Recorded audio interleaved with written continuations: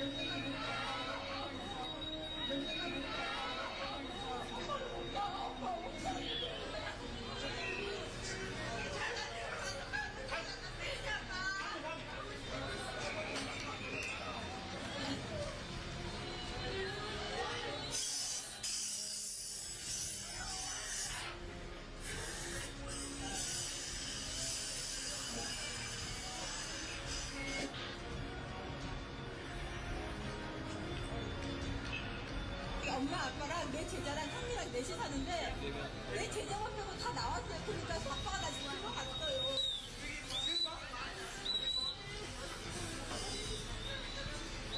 할 이유가 사람 있다는 애가. 그 애가 있다는데 왜 애가? 있어요. 올라갔어요. 아빠가 올라갔어요.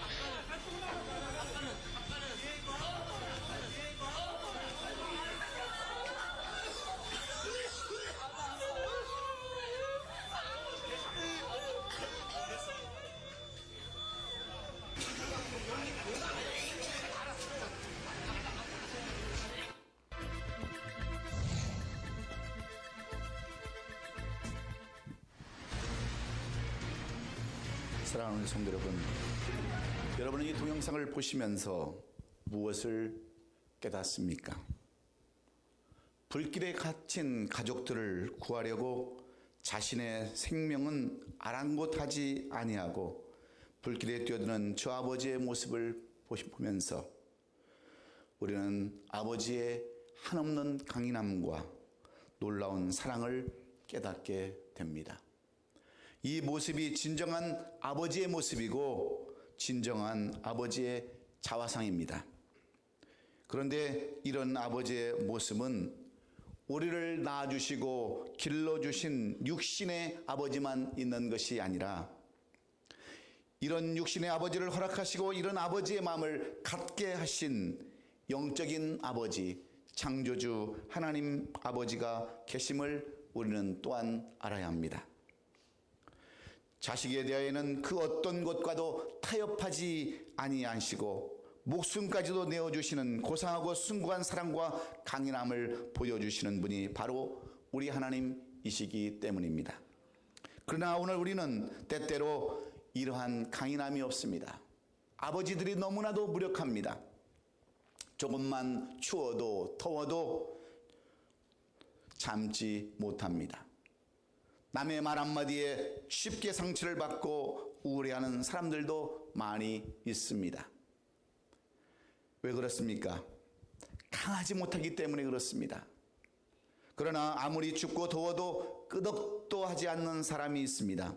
누가 뭐라 해도 그 아픔과 상처를 다 털어버리고 앞으로 향하여 전진하는 사람이 있습니다. 그것은 그 사람만의 강인함이 있기 때문이죠. 그런가 하면 신앙면에서도 강인한 사람이 있고 그렇지 못한 사람들이 있습니다. 교회를 오래 다녔어도 가룟 유다처럼 그렇게 사탄에 넘어가 실패하는 사람이 있는가 하면 요셉처럼 단호하게 사탄의 세력을 물리치는 사람도 있습니다.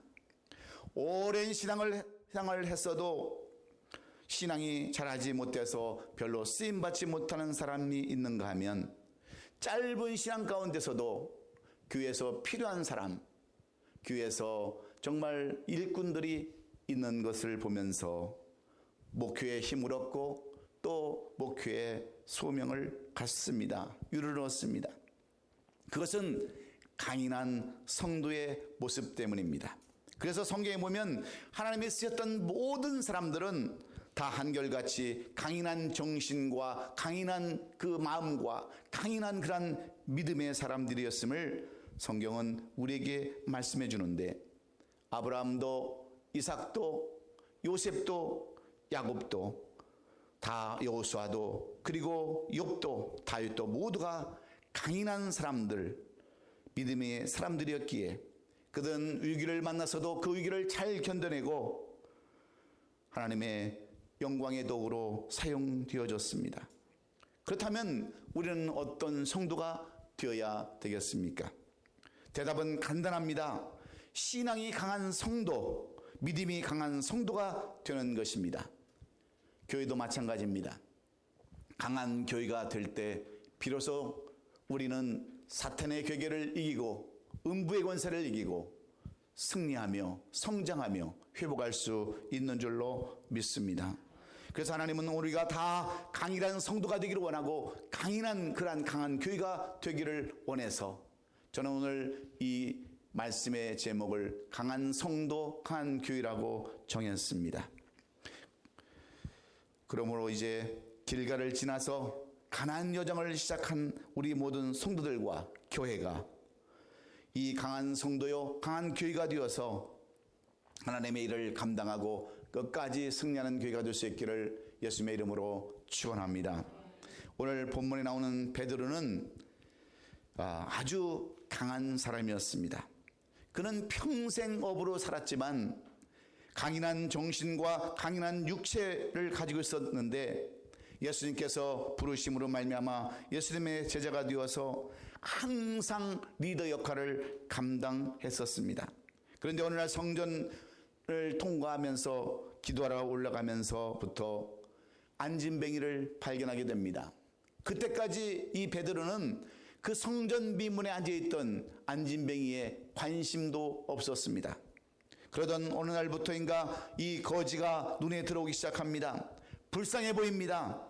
도와주고 싶은 마음이 생겼습니다. 그러나 그에게는 돈이 없었지만 돈보다 더 귀중한 것을 지니고 있었는데 그것은 바로 예수 그리스도의 이름이요 예수 그리스도의 권세였습니다. 이런 예수님의 이름과 권세를 소유했던 베드로는 그가 이 예수님의 이름과 권세로 그 병자에게 명령하면 그가 벌떡 일어날 것을 확신했습니다. 그런 믿음이 있었습니다. 그래서 베드로는 그 사람에게 명령을 할 때 6절의 말씀대로 선포하는 겁니다. 은과 금은 내게 없거니와 내게 있는 이것을 내게 주노니 나사렛 예수 그리스도의 이름으로 일어나 걸으라 그랬습니다. 이 말씀 한마디에 40년 동안 걷지 못했던 사람이 일어났습니다. 걷기도 하고 뛰기도 하며 하나님의 성전에 들어가서 하나님을 찬송했다라고 기록하고 있습니다. 이 일로 인하여 주위에 있던 모든 사람들이 깜짝 놀라서 입을 닫지 못하고 모두가 하나님께 영광을 돌리게 되었다고 하는 이 말씀을 통해서 오늘 우리는 이 베드로가 어떻게 강한 성도로 그렇게 성장할 수 있었는가, 강한 제자가 될 수 있는가를 살펴보기를 원하는 겁니다. 그렇다면 베드로가 이처럼 위대한 일, 하나님께 영광을 돌리고 또 하나님 앞에 쓰임받은 근본적인 이유는 어디에 있는지, 무엇이 그로 하여금 그렇게 강한 주님의 제자가 되게 했는지 오늘 그 이유를 살펴보면서 우리도 오늘 이 어버이 아버지 날에 강한 성도, 강한 교회에 우리 모든 성도들이 될 수 있기를 주의 이름으로 축원합니다. 그러면 어떻게 이 베드로는 강한 성도로, 강한 제자로 이렇게 병을 고치고 기적과 이적을 나타낼 수 있는 사람이 되었을까요? 첫째는 그의 강한 믿음 때문이었습니다. 6절을 보시면 아까도 제가 이미 말씀드렸지만 베드로가 이르되 은과 금은 내게 없거니와 내게 있는 이것을 내게 주노니 나사렛 예수 그리스도의 이름으로 걸어라 하는 말씀에 기록된 것처럼 이 말씀을 깊게 살펴보면 먼저 연약한 사람, 별 볼 일이 없었던 그러한 베드로가, 무식하고 그렇게 연약했던 베드로가 강한 믿음의 소유자였다는 사실을 우리가 발견할 수 있습니다. 베드로가 무려 40년 동안이나 안진뱅이로 살았던 그러한 사람에게 일어나 걸으라고 명령했을 때 그때가 몇 시였냐면 유대 사람들의 시간으로 제9시라고 성경은 기록해 놓았습니다. 오늘날 시간으로 따지면 오후 3시라고 하는 시간입니다. 벌건 대낮입니다. 많은 사람들이 성전을 오가고 그 성전 아름다운 그 문으로 드나들고 있을 때 얼마나 많은 사람들이 지켜볼 때였습니까? 그런데 베드로는 만약에 저 사람이 일어나지 않으면 어떻게 내가 저 사람 저 수모를 감당할 수 있을까? 그 수치를 어떻게 모면할 수 있을까? 그렇게 생각하지 않았습니다. 그는 일어나지 못하는 이 환자를 향해서 담대하게 강한 믿음을 가지고 그는 선포합니다. 일어나 걸어라.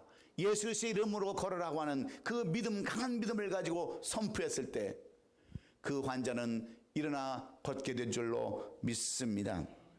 웬만한 용기와 담대함과 확신이 없이는 불가능한 일이었지만 베드로는 두려움 없이 선포했고 안진뱅이는 일어나 걸을 수 있었다고 하는 것이 바로 오늘 본문이 우리에게 주고자 하는 교훈의 말씀입니다. 그 이유는 바로 베드로가 아주 강한 믿음의 소유자였기 때문입니다. 우리가 알다시피 베드로는 얼마나 무식한 사람입니까? 평생 고기 잡던 어부였습니다. 때로는 주제가 넘어서 예수님께 이렇게 때로는 야단을 맞기도 했던 사람입니다. 예수님이 유대인들과 관원들에게 잡혀서 끌려갈 때는 예수님을 부인하고 저주했던 그렇게 연약한 사람이었지만, 그런데 오늘 본문에서만큼은 정말 믿음의 사람임을 우리에게 보여주고 있습니다. 전혀 사람들을 의식하지 아니하고 어떤 두려움도 없는 강하고 담대한 믿음의 소유자요, 예수님이 진정한 제자의 모습을 우리에게 보여주고 있습니다. 그것은 그가 강인한 믿음, 강한 믿음을 가지고 있었기 때문입니다. 그런데 오늘날에도 이런 성도들이 많이 있습니다. 한때 신앙이 좋았다가 형편없이 추락한 그러한 신앙인으로 살아가는 사람이 있는가 하면, 한때 사탄의 그러한 시험을 받아서 단호히 이겨내고 지금은 사탄의 종이 되어서 살아가는 그런 사람도 있습니다. 그러나 무엇보다도 중요한 것은 강한 믿음으로 흔들리지 않는 그런 신앙을 유지하는 것이 무엇보다도 중요합니다. 그래서 사도 바울은 디모데후서 2장 1절에서 우리에게 무엇을 요구하고 계십니까? 내 아들아, 그러므로 너는 그리스도 예수 안에 있는 은혜 가운데서 강하라, 이렇게 우리에게 요구하고 있습니다. 뿐만 아니라 시편 31편 24절에 가서 여호와를 바라는 너희들아 강하고 담대하라고 이렇게 우리에게 말씀해 주고 있습니다. 그래야 여러분, 강한 성도가 되어서, 강한 교회가 되어서 길가를 거쳐 이제 가나안 땅에 들어가서 가나안의 수산을 먹을 수 있기 때문에 그렇습니다. 우리가 지난 시간에 여호수아의 말씀을 가지고 여러분, 길갈의 영성이라고 하는 제목으로 말씀을 나눴는데, 누가 승리하는 사람입니까? 강한 믿음을 가지고 끝까지 승리하는 사람이 여러분 가나안 땅의 주인공이 되는 줄로 믿으시고, 끝까지 강한 믿음을 가지고 좌나 우르나 치우치지 않는 우리 모든 성도들이 될 수 있기를 예수님의 이름으로 축원합니다. 두 번째로, 베드로가 이렇게 강한 성도가 되고 강한 제자가 되고 믿음의 사람, 주님을 소유한 능력의 사람이 될 수 있었던 두 번째 비결은 그가 예수님의 능력을 덧입었기 때문입니다. 7절에 보시면 이런 말씀이 기록되어 있습니다. 오른손을 잡아 일으키니 발과 발목이 곧 힘을 얻고 뛰어서서 걸으며 그들과 함께 성전으로 들어가면서 걷기도 하고 뛰기도 하며 하나님을 찬송했다라고 오늘 본문은 이렇게 기록하고 있는데, 여러분, 어떻게 베드로가 이런 일을 할 수 있었습니까? 그가 어떻게 이런 강하고 담대한 믿음을 소유하고 병자를 고치는 일을 그런 행할 수 있었습니까? 한마디로 말씀드리면 이 베드로는 예수 그리스도의 능력을 덧입었기 때문입니다. 그래서 베드로는 예수 그리스도의 이름으로 명령했고 병을 고칠 수가 있었습니다. 예수님은 이미 승천하셨고 이 땅에 계시지 아니하시지만, 예수께서 이 땅에 계실 때에 죽은 자를 향하여서 일어나라고 명령하셨습니다. 문둥병에 걸린 자, 귀신 들린 자, 각종 병에 걸린 자들을 향하여 깨끗하라고 자유하라고 명령하심으로 그들은 다 깨끗해졌고 자유함을 얻었습니다. 그때 예수의 능력을 경험했던 수많은 사람들이 예수의 이름으로 병을 고쳤습니다. 이것은 무엇을 의미하냐면, 주님은 여전히 살아계시다고 하는 그러한 확신이며, 예수 그리스도를 의지하는 자에게는 예수 그리스도의 능력이 임한다고 하는 의미와 똑같습니다. 그래서 베드로는 예수 그리스도의 능력을 덧입고 능력을 행하여서 많은 병자들을 고치고 기적과 이적을 나타냈습니다. 우리가 사도행전 9장에 보면 중풍병으로 침상에 누운 지 8년이 된 애니아라고 하는 사람의 이야기가 기록되어 있습니다.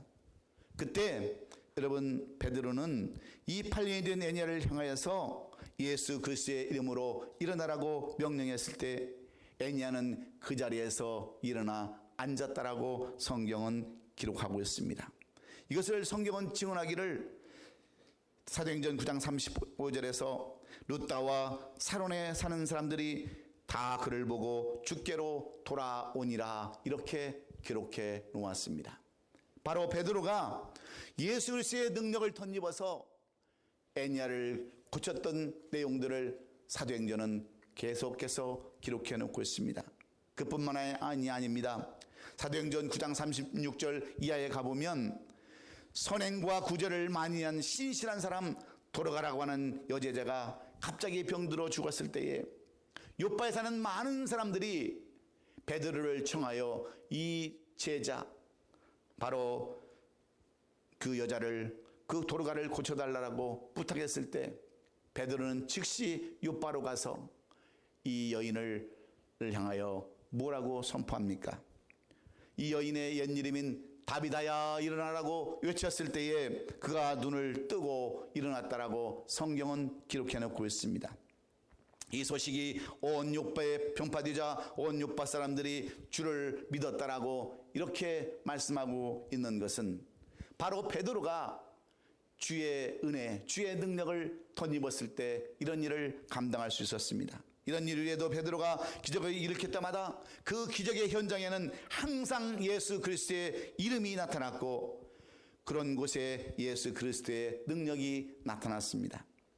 예수는 이 땅에 계시지 않지만 주님이 보내신 보혜사 성령, 그 도우시는 영이 함께 하심으로 말미암아 베드로는 예수 그리스도의 능력을 덧입게 되었습니다.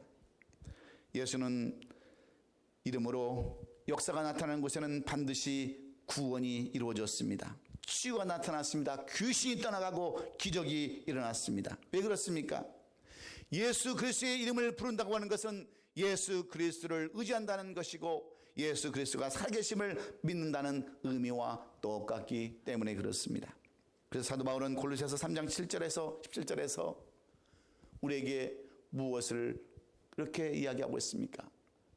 무엇을 하든지 말에나 일에나 다 주의 이름으로 하라고 이렇게 우리에게 사도 바울은 권면하고 있습니다.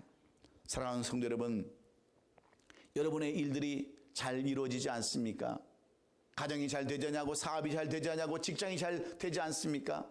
자녀들에게 어려운 문제가 있습니까? 우리의 힘으로는 할 수 없습니다. 그러나 예수 그리스도의 이름으로, 예수 그리스도의 능력으로 할 수 있기에 여러분 예수 이름을 부르십시오. 예수 그리스도의 이름에 의지하십시오. 그럴 때 역사하는 줄로 믿습니다. 신앙에서도 마찬가지고 교회에서도 마찬가지입니다. 올해 우리 교회의 표어는 전도와 선교에 올인하는 교회입니다. 우리가 전도와 선교에 올인하기 위해서는 예수 그리스도의 능력이 없이는 할 수 없습니다. 전도를 어떻게 우리 힘으로 할 수 있습니까? 선교를 어떻게 우리 힘으로 할 수 있습니까? 예수의 그리스도의 능력이 덧입혀질 때 그 일을 감당할 수 있기에 오늘도 예수 그리스도의 이름으로 여러분 부르시고 예수 그리스도의 이름에 의지해서 예수 그리스도의 능력을 덧입음으로 말미암아 이 모든 일을 감당하는 우리 성도들이 될 수 있기를 주의 이름으로 축원합니다. 마지막으로 왜 베드로가 그토록 강한 성도, 강한 제자, 강한 믿음의 사람이 되었을까요? 세 번째는 그는 기도하는 사람이었기 때문입니다. 베드로가 이렇게 강한 사람으로 기적과 이적을 이루는 사람으로 쓰임받을 수 있었던 가장 중요한 이유는 오늘 본문 1절에 기록된 것처럼 그는 기도하는 사람이었습니다. 제9시 기도 시간에 베드로와 요한이 성전에 올라갔다고 그랬습니다. 여러분 왜 베드로와 요한이 제9시에 오후 3시에 기도하러 갔겠습니까? 하루에 3번 기도하는 시간에 맞춰서 그들은 기도하러 갔습니다. 베드로는 요한과 함께 날마다 성전에 올라가서 하루에 3번씩 기도하고 또 하나님 앞에 간구했던 사람인데 사도 베드로는 이 기도가 얼마나 중요한가를 이미 알았던 사람임에 틀림이 없습니다. 그래서 예수 그리스도의 능력이 나타난 사람은 기도하는 사람인 줄로 믿습니다. 베드로가 무기력하고 나약한 사람임에서 이렇게 강한 사람으로 바뀔 수 있었던 것은 바로 기도하는 사람이었기 때문입니다. 오늘 본문 1절에 기록된 것처럼 이렇게 기도하는 사람은 예수 그리스도의 능력을 덧입을 수 있기 때문입니다. 이것은 거꾸로 말하면 기도 없이는 예수님의 능력을 나타내지 못할 뿐더러 오히려 세상 사람들의 조롱거리가 될 수밖에 없다고 하는 말과 똑같은 말입니다. 그래서 마가복음 9장에 보면 예수님께서 변화산에 올라가셔서 영광스러운 모습으로 변화되었을 때 저 밑에 있던 사람들, 제자들 9명, 베드로와 야고보와 요한을 제외한 그 9명의 제자들이 귀신 들린 아들을 데려온 그 아버지의 요청을 받고 귀신을 내어 쫓아봅니다. 그런데 귀신이 나가질 않습니다. 오히려 더 발악을 하고 물에도 넘어지고 또 불에도 넘어지고 거품을 내고 쓰러지며 비방거리가 되었을 때 제자들이 변화산에 내려오신 주님 앞에 어떻게 물어봅니까? 왜 우리는 이런 일이 어찌하여 우리 귀신은 쫓아내지 못하나이까 물어봤을 때 주님은 마가복음 9장 29절에서 그 유명한 말씀을 하고 있지 않습니까? 기도 이외에는 다른 이런 이유가 나갈 수 없느니라. 기도밖에는 다른 해결 방책이 없다라고 이렇게 말씀해 주셨던 것을 우리는 기억합니다. 예수님의 능력은 책을 많이 읽는다라고 해서 여러분 능력이 생기는 것이 아닙니다. 지혜롭고 똑똑하다고 해서 여러분 예수 그리스도의 능력을 덧입는 것이 아닙니다. 오직 기도할 때 나타나는 줄로 믿습니다. 그래서 하나님의 아들이신 예수님도 날마다 새벽부터 밤늦게까지 그 일을 하시면서도 시간 날 때마다 하나님 앞에 기도했던 것은 이 기도가 얼마나 중요한지 우리에게 보여주시기 위함이셨습니다. 바로 기도가 강하고 능력을 있게 하며 또 믿음을 강하게 하는 가장 중요한 요소이기 때문에 그렇습니다. 그래서 성경은 이 기도를 얼마나 강조하고 있는지 모릅니다. 우리가 출애굽기 17장에 보면 아멜렉과 이스라엘의 전투하는 내용을 우리에게 보여주고 있는데 모세가 이스라엘 백성들을 이끌고 광야에 갔을 때 아멜렉이 쳐들어옵니다. 그때 모세는 손을 들고 하나님 앞에 기도하고 여호수아는 나가서 그 싸웁니다. 그런데 여러분 모세가 이 손을 들고 기도할 때 너무 힘이 들어서 손이 내려오면 아멜렉이 이깁니다. 그리고 다시 손을 올려서 기도하면 이스라엘이 이깁니다.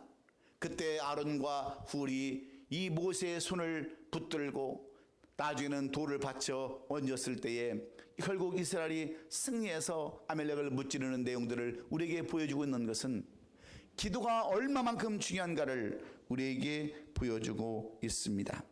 다윗도 히스기야 왕도 또 나라의 위기를 놓고 성전에 나가 기도했을 때 하나님이 개입하심으로 말미암아 승리할 수가 있었습니다.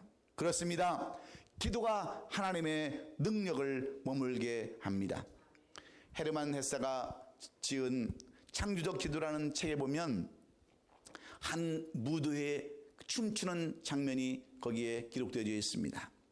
한 무도회의 장면이 거기 나오는데 주인공은 이제 결혼식을 며칠 앞둔 미모의 처녀로 프랑스 리옹의 거부인 그 비단장사 하는 아버지의 딸입니다. 그녀는 결혼을 앞두고 남편이 늘 성인과 그 어떤 청년과 춤을 추다가 갑자기 환상을 보게 됩니다. 그 환상은 세계가 무너지는 끔찍한 환상이었습니다. 눈 덮은 산이 폭풍으로 무너지기 시작하면서 자기 주위에 있는 사람들이 모두 다 죽음의 구렁텅이로 떨어지는 그런 모습이었는데 거기에는 어느 한 사람도 기도하는 사람이 보이질 않습니다.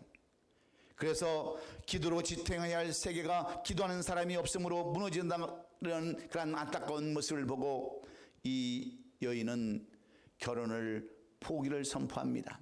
그리고 수년으로 달려가서 이제는 저들을 위해서 기도하는 사람으로 저들을 위해서 충분한 사람으로 살겠다라고 다짐함으로 말미암아 한때 프랑스는 전 세계의 기독교의 아름다운 꽃을 피우고 기도의 열풍이 부는 그러한 역사가 있었음을 헤르만 헤세는 그의 창조적 기도란 책에서 이렇게 기록하고 있습니다. 사랑하는 우리 성도 여러분, 기도가 사람을 살리는 줄로 믿습니다. 기도가 신앙을 새롭게 하는 줄로 믿습니다. 교회를 부흥시키는 줄로 믿습니다.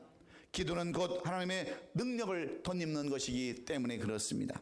그래서 마태복음 6장 6절에서 너는 기도할 때에 어떻게 하라고 말씀하고 있습니까? 골방에 가서 은밀한 중에 보시는 아버지께 간절한 마음으로 기도하라고 그렇게 권면하고 있지 않습니까? 기도할 때 골방에 들어가 문을 닫고 은밀한 중에 계신 너희 아버지께 기도하라. 은밀한 중에 모시는 내 아버지께서 반드시 갚으시라고 우리에게 이렇게 권면하고 있습니다. 또한 데살로니가전서 5장 17절에 가면 쉬지 말고 기도하라고 우리에게 이렇게 부탁하고 있습니다. 여러분, 강한 성도, 강한 교회는 어떻게 만들어지는 것일까요? 강한 믿음에서 비롯되는 줄로 믿습니다. 예수님의 능력을 덧입을 때 강한 성도요, 강한 교회가 되는 줄로 믿습니다. 그리고 기도할 때 강한 성도, 강한 교회가 된다고 하는 것을 여러분 기억하시고, 이 6월 세 번째 주일에 주시는 그 말씀을 붙잡고 강한 믿음으로 살겠다라고 다짐하고, 또 예수의 능력을 덧입고자 여러분 기도하실 때에 여러분은 반드시 강한 성도로, 후회함 없는 성도로 이 6월을 잘 보낼 수 있기를 주의 이름으로 축원합니다. 축원합니다. 기도하겠습니다. 고마우신 우리 아버지 하나님, 이제 6월달도 얼마 남지 않았습니다. 2017년도 전반기